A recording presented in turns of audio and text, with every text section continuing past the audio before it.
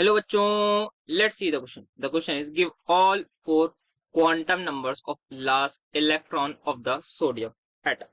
So let's have a look on the key concept that we are going to use in this question. So यहाँ पे जो हमें पता होना चाहिए वो क्वांटम नंबर्स सिंपली.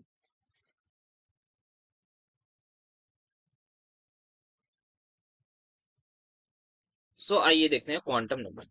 तो सबसे पहले हमारे पास सोडियम एटम की बात करनी है. तो सोडियम का एटॉमिक नंबर 11. इसकी इलेक्ट्रॉनिक कॉन्फ़िगरेशन में लिखने जाऊं तो आ जाएगी 1s2, 2s2, 2p6 and 3s1. तो यहाँ पे लास्ट इलेक्ट्रॉन कौन सा हो जाएगा? तो मेरा लास्ट इलेक्ट्रॉन जो है वो ये हो जाएगा. तो 3s1 is my point of focus. तो यहाँ पे मुझे फोकस करना है.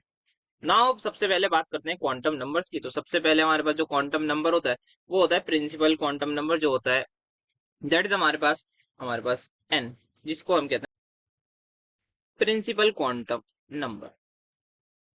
तो ये हमारा हो जाएगा प्रिंसिपल क्वांटम नंबर, जिसको हम लिखते हैं n से. और ये क्या होता है? ये सिंपली होता है shell number.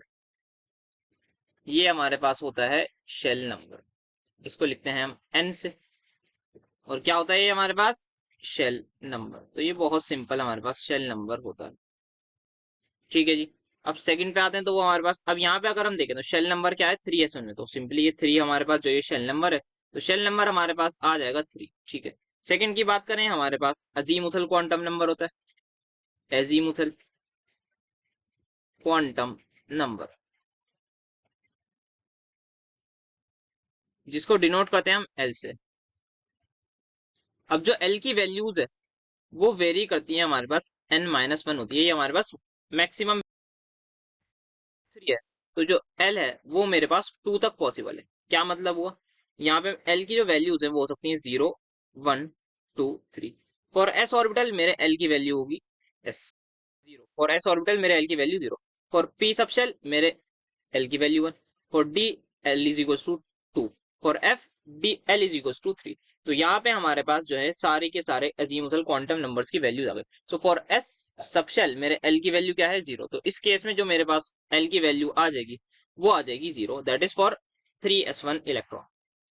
Now I have magnetic quantum number, third one. Magnetic quantum number.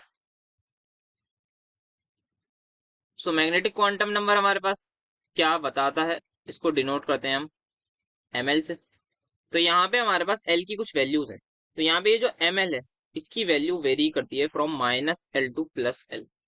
जैसे बात की जाए तो ये हमारे पास बेसिकली ऑर्बिटल बताता है. यहाँ पे अगर हमारे पास p सबशेल है तो p सबशेल के लिए हमारे l की वैल्यू क्या है? 1.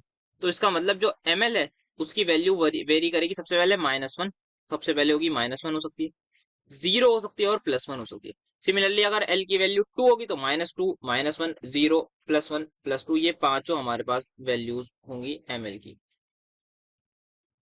ठीक है जी. तो ये सारी हमारी वैल्यूज होंगी ML की. Now what we have is last thing. अब यहाँ पे हम बात करें for L is equal to 0 जो हमारे पास है. For L is equal to 0, -0 और +0 बोथ आर इक्वल. तो हमारे पास जो ML की वैल्यू है वो हो जाएगी 0.